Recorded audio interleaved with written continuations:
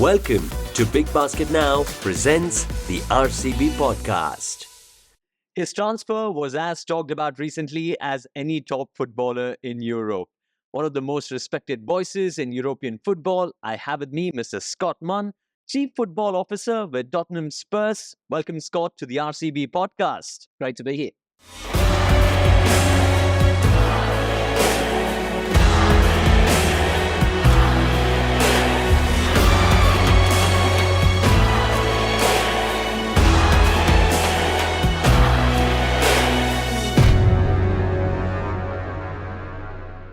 Talk to me about the exciting times. My goodness, 2023, what a year this has been for you. That season started really well and we're super happy with how the team's performing and Ange has got them playing some really attractive football.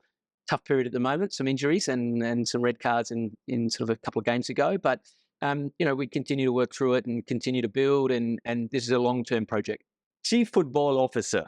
Talk to me about the designation and what are the roles and responsibilities. How would you like to break this down? Yeah, so my role is primarily focused on football, every aspect of football within the club. So the men's first team, men's academy, women's team, and then all the supporting aspects around that at the training ground, whether it be medical, whether it be nutrition, whether it be grounds and operations, whether it be all the traditional parts of a football club. Not the revenue. So I think if you talk to our commercial director, he would say, I spend the money and he makes the money.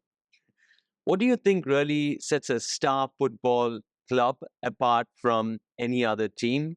Is it all to do with the performance or does other matrices come in as well? It's important that you have the right dynamic within the group. And this is not just about on the pitch, this is off the pitch as well. And what's really important for us is we have the right support mechanisms in place to allow the athletes to perform.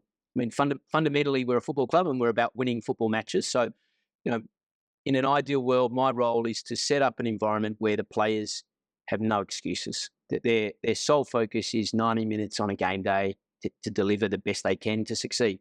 And at that point, they're then judged on that. So, in a really simple world, my role is to remove every excuse that a player can ever have, and similarly for the management staff around that. So, I think it's always an evolving and a learning task, but, we continually want to be the best and we continue want to challenge ourselves. बस यही बोलना है? यही तुम्हारा add? Yeah, that's it. सही है यार. Now delivering in 10 minutes.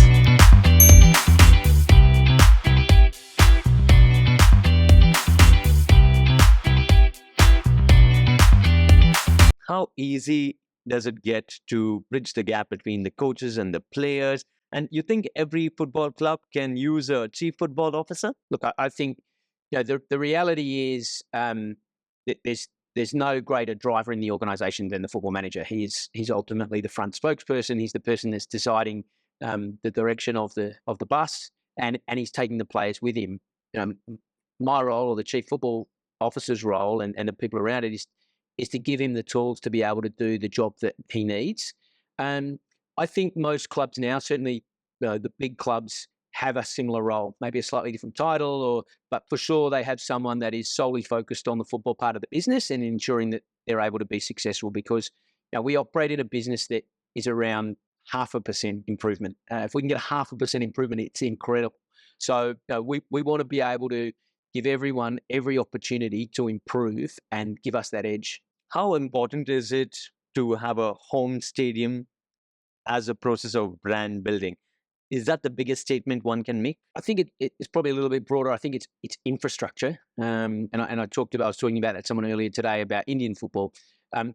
We are incredibly lucky. We have an amazing stadium that our chairman and our owners have invested significantly in, that gives us a unique advantage. There's no question. It is an amazing environment for our players to come and play and perform in front of our fans. And there is no question. There have been games this year where that environment has changed the performance. I mean, I think about Sheffield. We were losing in the 90th minute. We win in the 97th minute. There's no question the crowd deliver that. But it's also the training facilities. We have state-of-the-art training facilities that enable all our players, men's, women's, academy, to perform. And that's the basis of being able to be the best you can possibly be. And, my view on everything is you can have great people and you can have great players, but if the infrastructure and the ability for them to be their best isn't there, then you're always going to struggle. So I think we have a wonderful building block that enables the team to succeed. You mentioned about the Indian scenario, right? How professional do you think the setup is, and how do you see the Indian football market, Scott? As I said before, I've been here a few times now, and I've had teams tour here and play, and I think the most important thing is to invest, not just in the players. The obvious investment is in players. Let's go and buy the best foreign players and spend someone to give a sugar hit.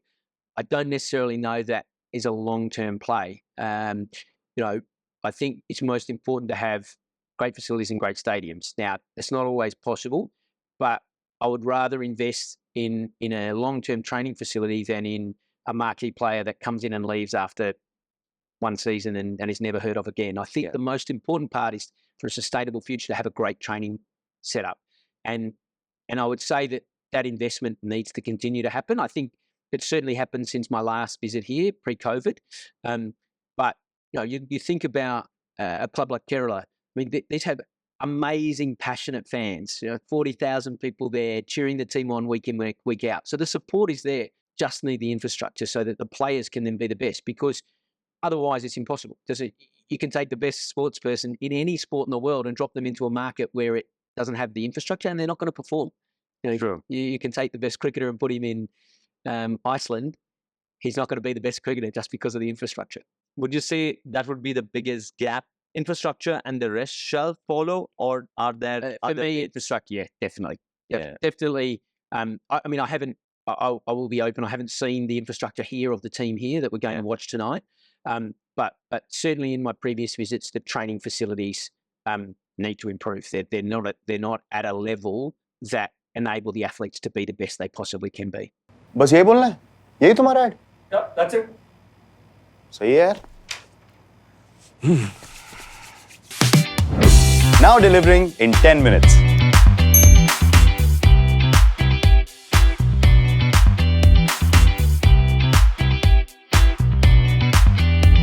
Scott, what's your perspective about the ISL, and how do you think this is going to scale in the next 5 years? I think it will continue to improve. I mean, I think the quality is improving all the time. I think the players are improving on the pitch, both domestic players and the foreign players coming in. I think, if you go back 4 or 5 years, there were some players coming in really at the end of their career, very old, and probably unable to contribute to the level they wanted. I think that's changed now.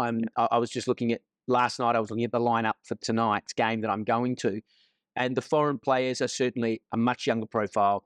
They're here because they're playing good football as opposed to an older player at the end of his career. So I think that's important, and that will improve the domestic players. I mean, if you have great players around, young talent here, the young talent will get better. And I think that's the most important thing, because you want the Indian national team to be doing well on a global stage. It encourages young players to participate more. It encourages people to invest in it more, and then ultimately it will give you more success. So it's a bit of a cycle that you want to be around.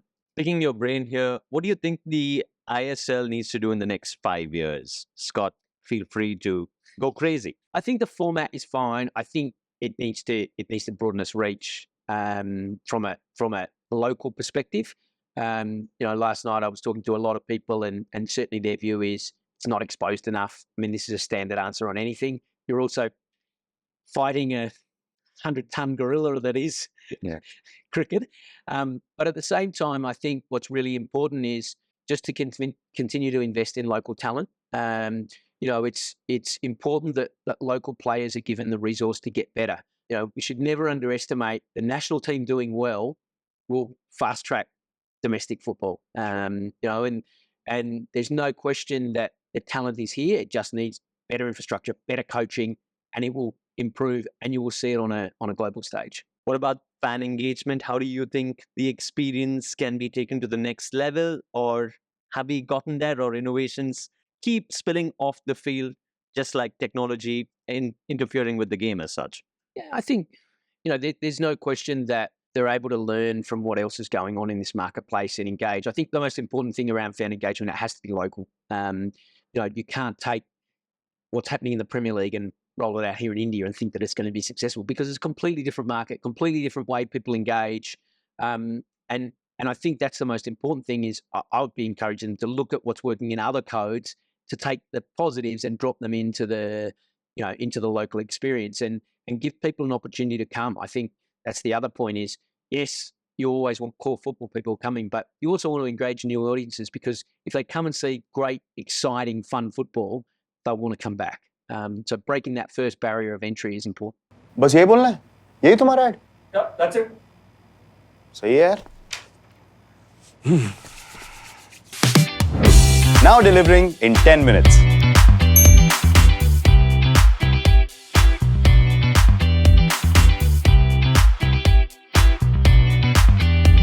As Chief Football Officer, how much of listening would you do to the fans, and how would you even bring about structure to it? Because everyone has an opinion. I'm a great believer that we're all given an opportunity to contribute our part to the game. And our club's been around since 1882, and we have an obligation to delight our fans, to engage with them, to bring them on a journey. And it's not always a fun journey.